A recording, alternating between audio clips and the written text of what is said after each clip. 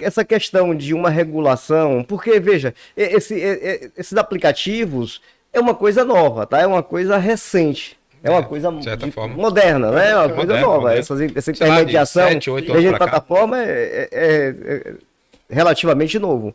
Então, essa preocupação em regular não é só do Brasil, é mundial, tá? Se não me engano, na Inglaterra aconteceu. Todos os outros países têm pensado em como faz essa regulação para proteger esse contingente. Porque a gente está criando um novo mercado, um novo cenário, né, que é o mercado da tecnologia. Quer ver uma coisa? Eu estava conversando com um grande amigo outro dia, ele me falando que um amigo dele na fazenda, ele tem tratores que agora é guiado por GPS. O cara controla pelo joystick o trator, você programa ele aqui e ele sai, a colheitadora, a roçadeira, a colheitadeira, acho que é mais ou menos esse o nome, elas vão com precisão. Então, assim, um homem comanda vários daquele, programou ali, ele vai guiado pelo GPS e faz o trabalho, tá? Aí você antigamente tinha os cortadores de cana, hoje você tem máquina que faz trabalho de 100 homens, né? Na soja, na lavoura da soja, você tinha os homens que faziam a colheita, hoje você tem máquinas que ele colhe, peneira, sacode e já joga lá nos carros para o transporte. Então, a gente está criando uma nova realidade, tá? O que eu entendo? Que a gente tem que ter uma preocupação muito grande, tá? Com pessoas também, com pessoas. Quando eu falo em uma regulação, é porque a gente precisa pensar em um mecanismo de proteção para essas pessoas. Porque, como você mesmo disse, meu caro amigo Jarleno, a livre iniciativa por si só, muitas vezes ela é feroz, então precisa ter uma regulação, correto? Então, quando eu digo que sou favorável a uma regulação, Previdência Social, de alguma forma, tem que ter contribuição? Tem que ter uma contribuição para a Previdência Social. Precisa ser vínculo de emprego? Não precisa. Você continua tendo liberdade, mas você tem... Eu conversando com motorista, e aqui eu estou vendendo, tem um ditado assim, estou vendendo peixe pelo preço que comprei, né? Estou vendendo peixe pelo preço que eu comprei. Eu, falando com motorista de Uber, e fala assim, vem cá, e quando acontece uma colisão, um acidente, como é que fica? Aí disse, não, a Uber tem um seguro que protege o motorista, o passageiro e o veículo, um seguro no valor de R$100 mil, se protege o passageiro e o motorista no valor de R$100 mil, que a Uber tem um seguro. Então, assim, já existe uma proteção, foi o que ele me disse, tá? Não pesquisei, mas palavras de um motorista da Uber, disse que existe esse seguro. Então, de qualquer maneira, isso aqui já é um pensamento de proteção também, e claro, e dela também, porque a justiça tem reconhecido que a responsabilidade é da Uber, porque quando acontece um acidente e o motorista estava a serviço, prova que ele estava logado naquele momento e estava em percurso, tá? Em percurso, a justiça tem reconhecido a responsabilidade da plataforma. Do aspecto civil, mas aí eu concordo. No aspecto civil. Então, assim, essas empresas agora que elas criaram um seguro, eu sei que a Uber tem um seguro, tá? Então, de qualquer maneira, quando eu digo, e o que a gente tem que pensar, sabe o que é de proteção? É de preservação de emprego. Quer ver uma coisa que eu acho que deveria acontecer? E de verdade eu acho que deveria. Aí o governo tinha que editar uma lei no seguinte sentido. E aqui não sou contra a tecnologia, não sou contra. Mas quando você tem uma máquina que substitui 100 homens, você tem 100 homens que vão precisar da Previdência Social. Você tem 100 homens que no futuro vão precisar da Previdência Social, muitas vezes não tem colocação. O cara que só sabia cortar cana, ele vai fazer o quê? Muitas vezes ele já, numa certa idade, ele não tem mais outra atribuição. Professor, então, nós já só para concluir. Só para fazer um comentário bem rapidinho, senão eu vou me perder. Tá. Me desculpe. Nós já temos a legislação que é justamente para não é contrário, mas é para ponderar os reflexos da chamada automação. Né? Essa legislação é de 89, 90, se não me engano, logo após a Constituição Federal. Então você já tem uma série de mecanismos de proteção. Os caixas eletrônicos, você não tem mais hoje caixa de banco. Então. E a gente grava esse programa daqui e guarde, porque muito provavelmente daqui a 10, 15 anos nós não vamos ter motoristas de carro. Os carros serão inteligentes.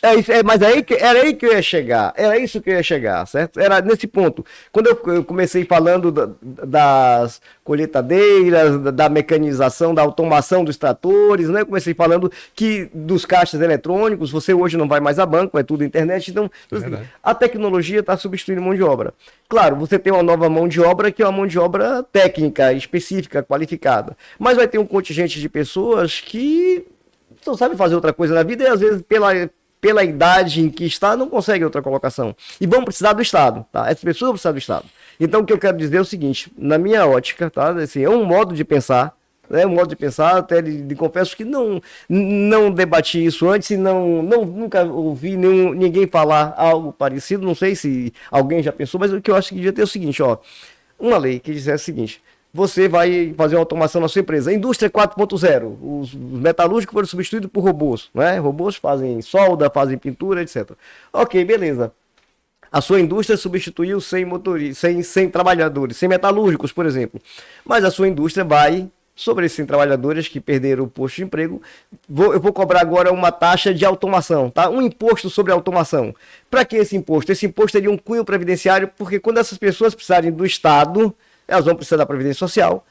As empresas que fizeram um avanço na automação e substituíram muita mão de obra, elas pagariam então um imposto, seria um imposto à automação. A sua máquina substitui quantos homens? Sua máquina substitui 100 homens, então você vai pagar um percentual para a Previdência Social, porque essas pessoas vão precisar da Previdência Social. Então você criaria um mecanismo de proteção, pelo menos previdenciário, para esse contingente de pessoas que vão precisar do Estado, sem precisar onerar o contribuinte. Você compreende? Porque quando a empresa faz um processo de automação, evidentemente ela o faz porque economicamente é muito melhor, viável, né? A máquina não percebe vale de transporte, não recebe vale de alimentação, não tem FGTS, não tem férias, trabalha ininterruptamente. Você compreende? Então, essas pessoas ficam desempregadas, era preciso que aí sim criar um imposto de cunho previdenciário calculado sobre o percentual de pessoas que aquela máquina substituiu. E se você conjugar isso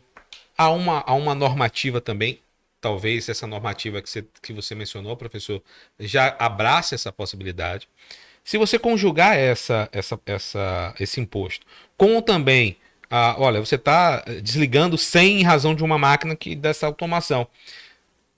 Toda automação, todo salto evolutivo gera também uma demanda profissional em outro aspecto. Sim, gera. Em outro aspecto.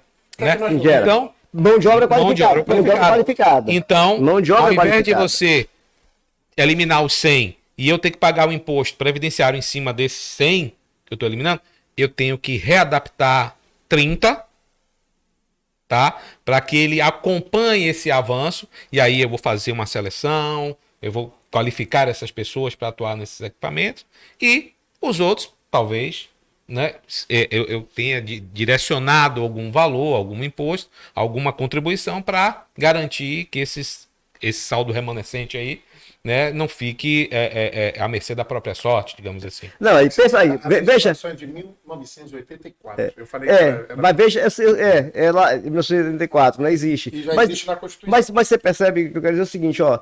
A gente está discutindo hoje se tem ou não relação de emprego com Uber. Daqui a pouco os carros vão ser todos autônomos, não vai ter mais motorista, você compreende? Tem que pensar isso, tá? Ok, as empresas vão investir em tecnologia, já existem caminhões autônomos nos Estados Unidos. Você sabe que a automação de veículo, ela caminha a passos largos. Então daqui a pouco nós não vamos ter mais motorista. E aí, essas pessoas agora que viviam vão fazer o quê? Você compreende? Então, a preocupação tem que ser com preservação de emprego. Não, a preocupação tem que ser com preservação de emprego. Aí que eu vou... Ou de trabalho. Preservação de posto de trabalho. Tá? Preservação de posto de trabalho. Contestar pelo seguinte.